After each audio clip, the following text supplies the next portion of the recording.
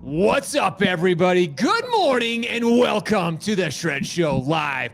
I am so excited to have you here with me today because I have a new friend, industry professional Jeremy Schachter. That's not Shatner. He's not related to William Shatner, which would be really cool, but he's not. But I am excited because many of you know, one of the reasons I do this show every single day is I get to meet incredible people across the industry. And when I met Jeremy and had a chance to sit down and get to know him better, I was like, you know what? This is one of the industry pros who's consistent. He's hardworking, he's dedicated, and he's having so much success within his business. I have to share his story with all of you. So that's exactly what we're going to do today, ladies and gentlemen. There is so much we're going to get into.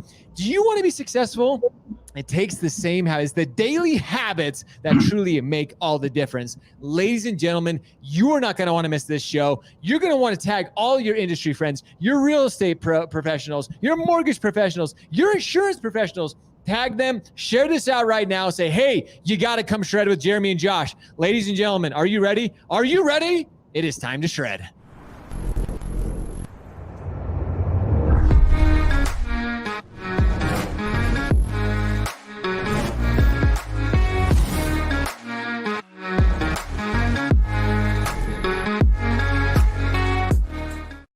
Good morning, ladies and gentlemen. I cannot tell you how excited I am. As always, I love sharing incredible stories from across the industry. When I meet mortgage professionals who are just doing the right things, they're being successful, they have the right daily habits, it makes me excited because that's who I am at heart. I am an originator. I've shared that so many times.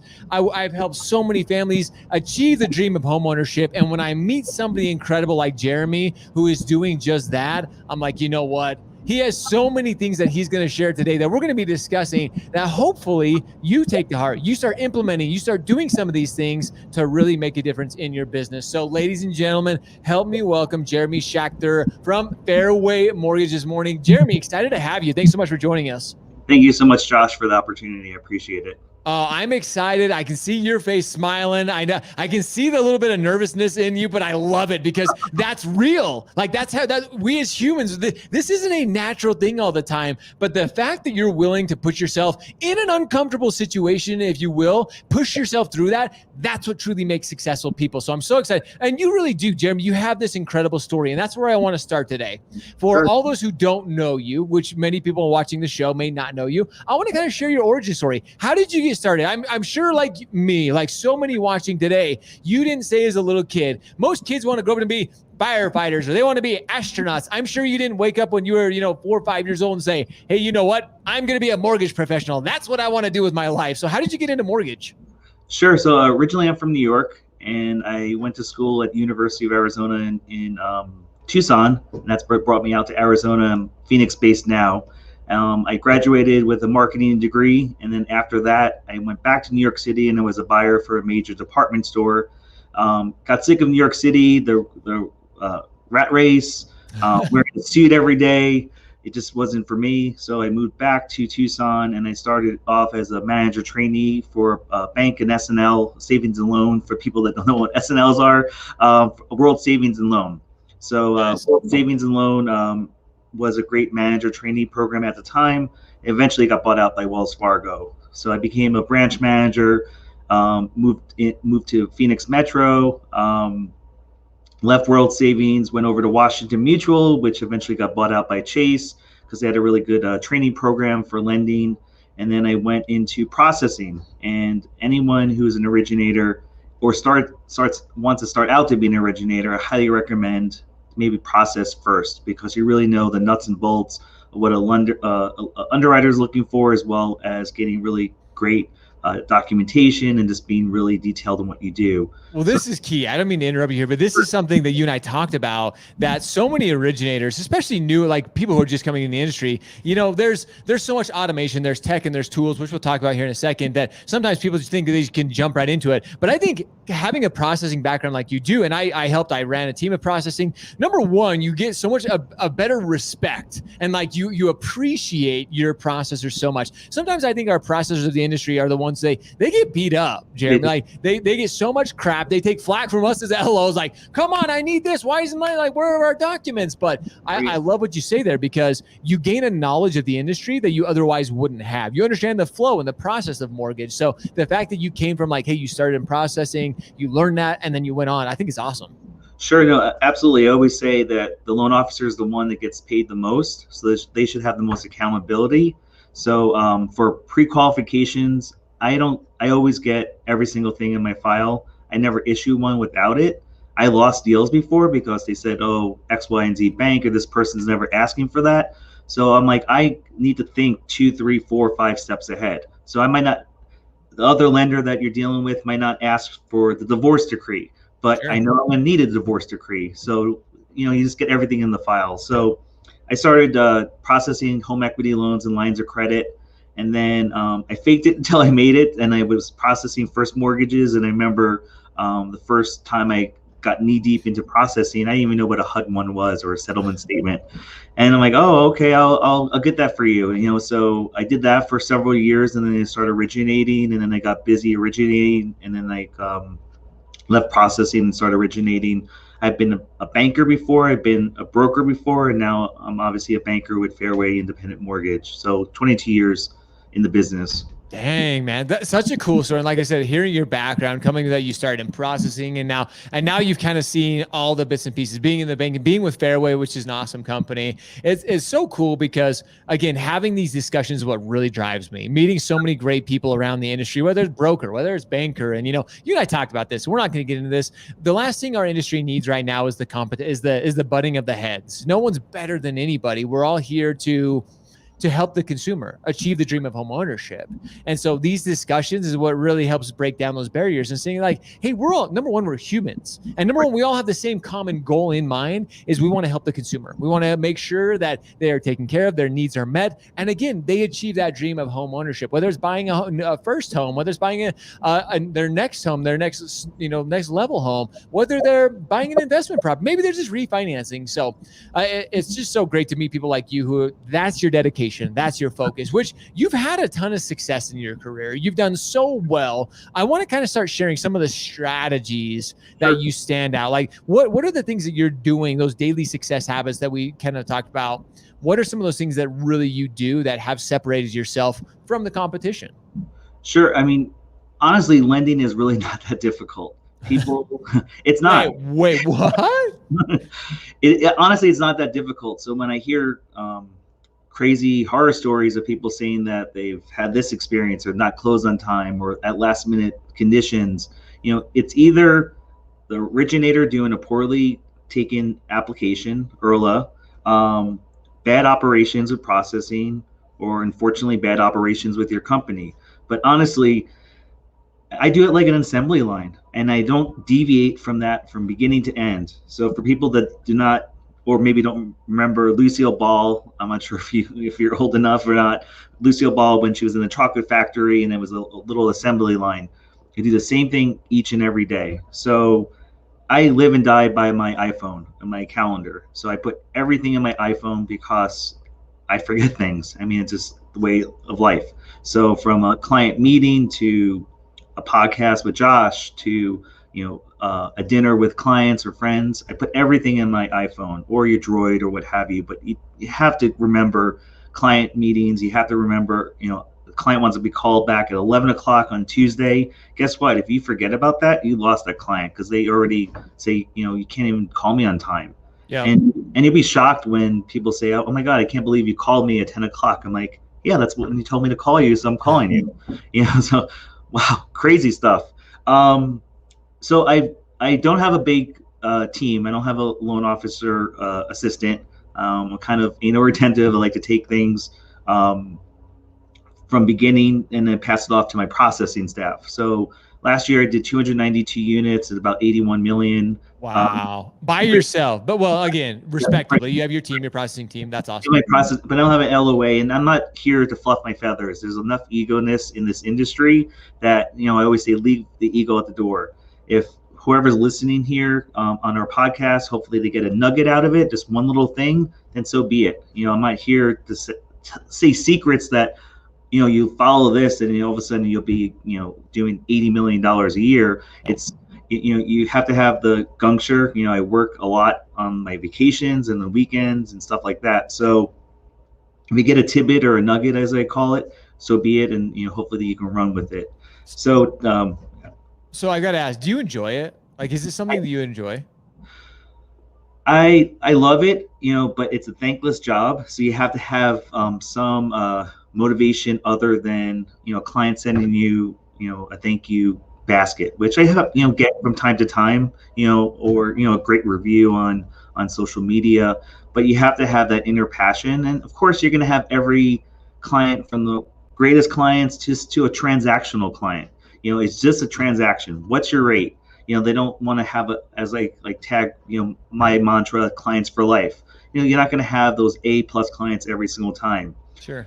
So when you have a bad day, if you have a really great email from a client saying, you did such a great job, save that in your Outlook folder, like positive reinforcement, because you are going to have those clients that are the most challenging clients that say, I'm going to quit the next day, I'm done with this industry. But you also have those amazing clients, like, this is the reason why I do it. So celebrate those small successes, celebrate those small. And I love that you're just honest with this, Jeremy. Like you said, it is a thankless job. Unfortunately, like we've all dealt with that. And no, not a single one of us have ever had a difficult client. That's why we're all like, hey, this is amazing. But it is like, when you do get those, like, hey, Jeremy, really appreciate your hard work on this. Or, hey, Jeremy, this was awesome. Or, hey, this was the best transaction we've ever had. Because the problem is now we're living in a world where you do have some of your big box mortgage companies, there's a lot of companies like the Rocket, in particular, where people are just a number. So sometimes people are just like, well, I'm just trying to, like I said, get the lowest rate or trying to move through the process. We, as mortgage professionals, people who've done this for a long time, we understand that there's so much more. Actually, our good friend Josh Metal, who was previously Fairway, he talked about this in a last week in a speech I saw him give her on stage, and he talked about how much more we are people. Like, we're in the business of people. We're not just in the business of mortgage. So I love that you talk about Jeremy, and I love that you're willing to get raw and share that, because sometimes people are like, oh yes, I love this industry. It's amazing all the time, but it's hard. Like, it's difficult, but we do it because we know ultimately the reward that it gets our clients.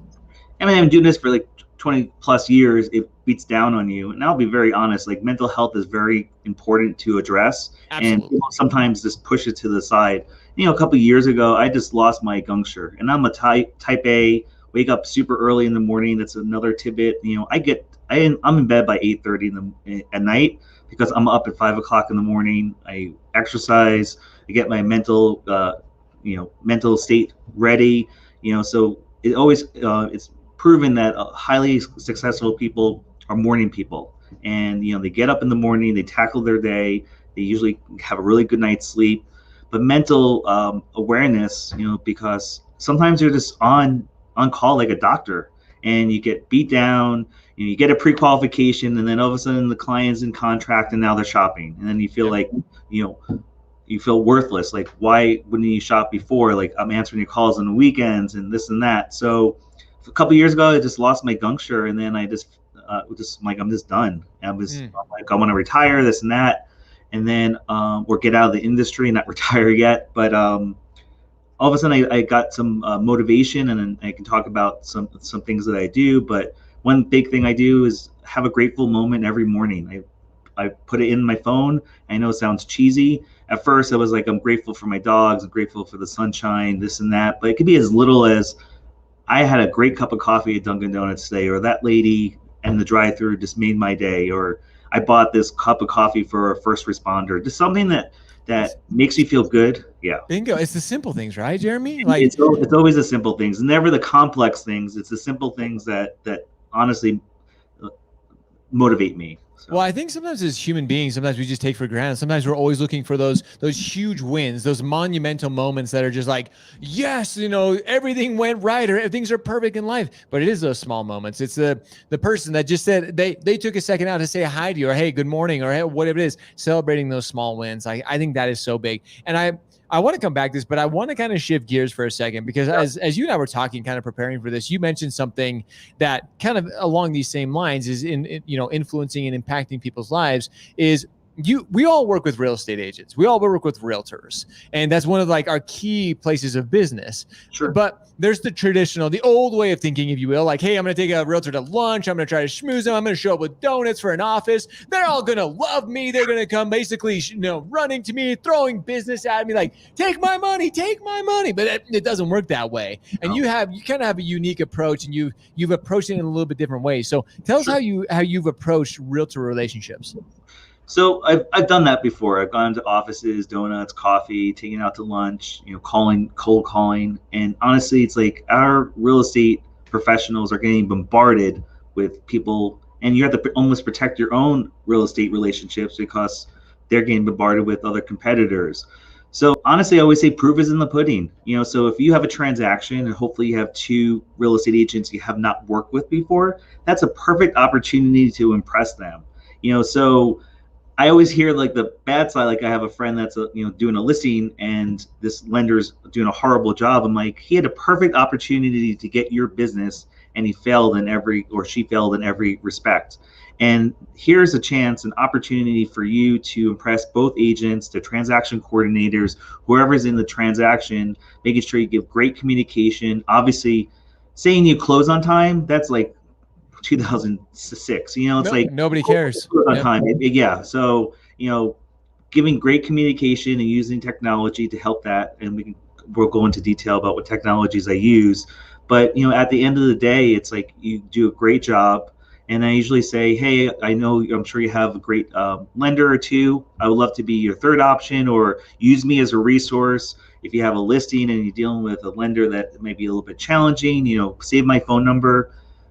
Send out the V card, in your phone to both agents saying, hey, save my number. If you ever need any assistance, please let me know.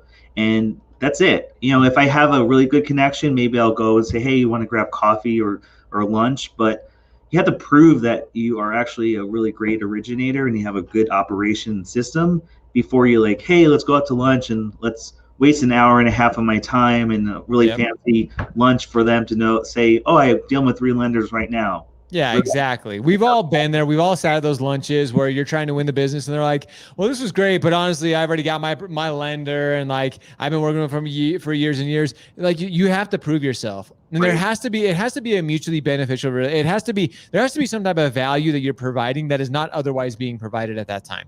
And we all know, we've all seen it. I've worked with top real estate agents that said they'd never move, and then they came to me after just consistently being there and showing the value that I provided, not only for my clients but for other real estate agents. And that's how I pick up so many. But like you talked about, Jeremy, is that consistency. And you did talk about some tools, and I'd love to kind of talk about that too, because in this day and age where technology is just becoming such a topic of conversation, and it's at the forefront of the mortgage industry, it's at the forefront of the real estate industry, and having the right tools, having the right systems in place to not only make the process more efficient for our clients, our consumers, but also for our real estate agents, also for ourselves. So talk about maybe some of the technology that you use too, because we were talking about that it can almost be double-sided. Some of the technologies we use today can actually be beneficial for our real estate agents as well.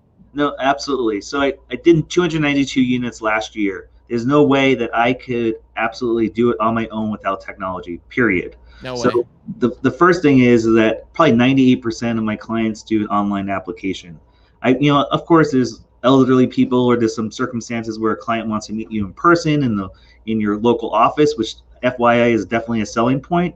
If you're locally in the market and you have a local location, sell that, because that will separate you from, they say, the online out-of-state lenders, because people want to see you, front and center, across the table, shaking hands, or, being in a COVID environment, just being obviously protected with that. But sell that standpoint, because if you're local and actually have a physical office, that's definitely one up versus someone that maybe has 800 number that's not available on the weekends or nights. So online applications, 98% of my clients do that, just because it takes about, maybe 20 minutes if you take an online or a physical application, or a phone application. So that just saves time and effort. And I always say, like, upload all your documents. So I review everything, making sure that you have I call it, big pieces of the puzzle inside the file already. So bank statements, pay stubs, W-2s, ID, what have you. I think so. Besides that, I use Simple Nexus for my online applications as a mobile device. I'm really happy with that. But there's tons of online application vendors there, but definitely using that technology. So once a client uploads their documents, I use lots of different technologies. Mortgage Coach, I'm a huge advocate of Mortgage Coach. I Give a huge shout out to our good friend Dave over at Mortgage Coach. What's up, Dave? Yeah, Dave is awesome. So what you see is what you get, Josh. So sometimes people don't like for me to be so direct, but I tried Mortgage Coach with my prior company. I felt like why am I going to learn this when I can just send out a fee sheet or estimate? Sure. So I started it, I stopped it. It wasn't because of Dave or the program, just I wasn't ready to embrace that technology. So then when I came over the Fairway, half of Fairway's loan officers use Mortgage Coach or another similar program, MBS Highway. But forget about those fee sheets. Like, you need to do something that's like technology driven, and Mortgage Coach for me is basically night and day. So you can do videos inside Mortgage Coach. You can explain the difference in comparison of a 30-year fix and a 15. So if you don't have Mortgage Coach now, I definitely would put that in your toolbox of technology to use. Talking about videos, I use BombBomb consistently, and I'll say it like it is. I don't think anyone likes themselves on video. You're the biggest critique. Like, too fat, too thin, I'm too bald, I'm too white, I'm too black. You know what? Who cares? You're human. And when I started BombBomb and videos, I used to do them in my car. Literally, the first one I did was, I don't know, it took me 4 hours to do. Oh, wow. Or like a 5 minute, or not even 5 minute video, sorry, like a minute video, because people don't have an attention span anymore. So you just have to do it very quick.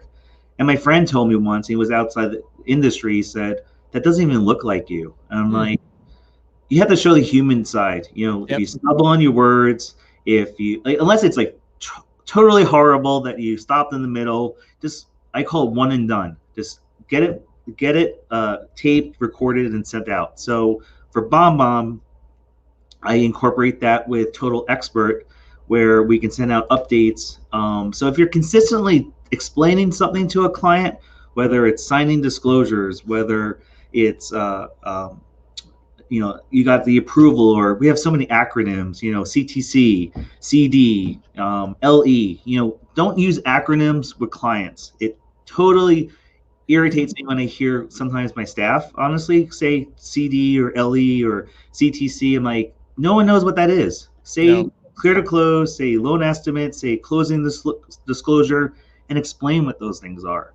So BombBomb gives you a live, with a COVID environment, you sometimes don't even meet clients. So it gives you a ability to break through the noise, and as well as for real estate agents, introducing yourself, talking about what you should expect from me, talking about what, who should be calling you, who should be contacting you. And, just do it a minute video. If you stutter, stumble, who cares? It shows that you're human. So, shout out to, sponsors, a Total Expert. I use Total Expert for my CRM for about last year. I've had a lot of input within my own company to make it even better. So Total Expert's great because you can customize it based on your company you work for, as well as a loan officer in general. So I incorporate BombBomb with Total Expert, but having a really great, robust CRM is the key. And garbage in, garbage out. So if you don't have really good data, then who cares about the CRM if the email addresses are wrong, the birth dates are wrong, the interest rates are wrong. So you need to have really good data. And I started out a very long time ago, and CRMs weren't around when I was around, or maybe they were, but I just didn't use them. And I honestly, after like maybe 2010, prior to that, I don't even have a database of clients prior to that. So I lost out on that opportunity to still stay in touch with clients up until, I started a CRM and had a really good database. So if you're getting in the business or you're still in the business, data is so important, and accurate data is so important. that goes into another technology, including data that's really important, is HomeBot. So HomeBot is a relatively new, I think, technology within the last few years. I started it maybe 2-3 years ago, maybe a little bit over 3 years ago, especially in a rate-driven downward where rates are going, or when they've got reduced. Definitely helped out with refinances. It basically talks about the home value of the client's property, and it's almost like a teaser. It's like, see your value of your home, click here. And then you can see the open rates of the clients. You can see who is consistently going back to their evaluation each month, their digest, as they call it, as well as I add that to the buyers that I'm looking to get pre-qualified. They have a buyer section too. So every single month, I upload my own data to HomeBot, to BombBomb, and I make sure that everything is accurate. So for HomeBot, the interest rate, the terms, if they have mortgage insurance, the email addresses, the birth dates, everything should be correct, because if the data is wrong, it's worthless. It throws the entire system off. Needless to say, Jeremy, like you've kind of, set out your tech stack here, and you mentioned what's really important is being that you're kind of, I hate saying a one-man band or one-man show, but without the technologies, the total experts, the simple nexuses, the mortgage coaches, these things have helped you become efficient in the process, but they also help you stay in contact. And like you said, they make you real. The bombs, being real with the client, being real, like the fumbles, the mistakes that you make. We're all human. We all make those mistakes, but that's what technology is helping us just get our voice out there, being able to connect in ways that we never have before. Sometimes people think about technology as taking over the world, and like, oh, it's going to overtake our jobs.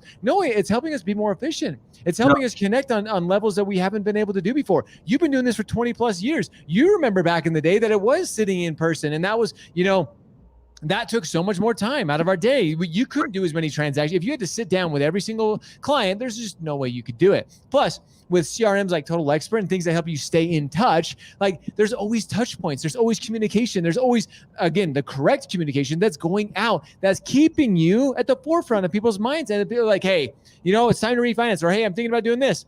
Jeremy's right there. Like, oh yeah, I just saw that from Jeremy. I saw this, piece that, Total Expert sent out, or your CRM sent out, whatever it may be. So Jeremy, these are all key points. Having the right stack, having the right technology that's on your side, that's helping you be more efficient as an originator, is critical to the success of all that, the daily success habits that we're talking about, ladies and gentlemen. And as we start to wrap this up, I know we've gotten a little bit over our time, but what Jeremy has shared here today, guys, there's so many pieces of this. Go back. There were so many great points that, again, Jeremy has made. Look at him as an originator. He has become so successful because he has these daily habits. And like you mentioned at the very beginning, Jeremy, it's not rocket science. It's not incredibly difficult. No. You just have to continue consistently doing the work, putting in the work. Like you said, this isn't a career or job that you can expect to, like, oh, I'm going to put in 2 hours a day and be a successful LO. That it's not the way it goes, ladies and gentlemen. But if you have the process, Jeremy mentioned this at the very beginning, if you have the process set in place, if you have the tools, like he mentioned, the simple nexus, the total experts, the mortgage coach, if you have these things set in place, it can help you become an incredibly successful and a very efficient loan officer. So Jeremy, I cannot thank you enough. You've shared so many you have shared those nuggets. You achieved your goal today, my friend. You made people smile. You made people go out and say, hey, you know what? If they already weren't thinking about what do I need to do with my daily habits, now they are. So cannot thank you enough for joining us today and sharing all that you have. Thank you so much, Josh, for the opportunity. I appreciate it. Tons of fun. I can't wait. We're definitely going to have Jeremy back on the show and continue. He is one of those LOs that, again, that is willing to put himself out there, willing to share what he's doing to be successful. And again, I know that he has impacted some of your lives today. And that's what we are all about, ladies and gentlemen. And with that, we cannot thank everybody enough for joining us this morning. We hope you have got something out of it. I know I have. With that, as always, we appreciate you. We love you. Now it's time for all of you to go shred, go show up, hustle, repeat every day. See you guys.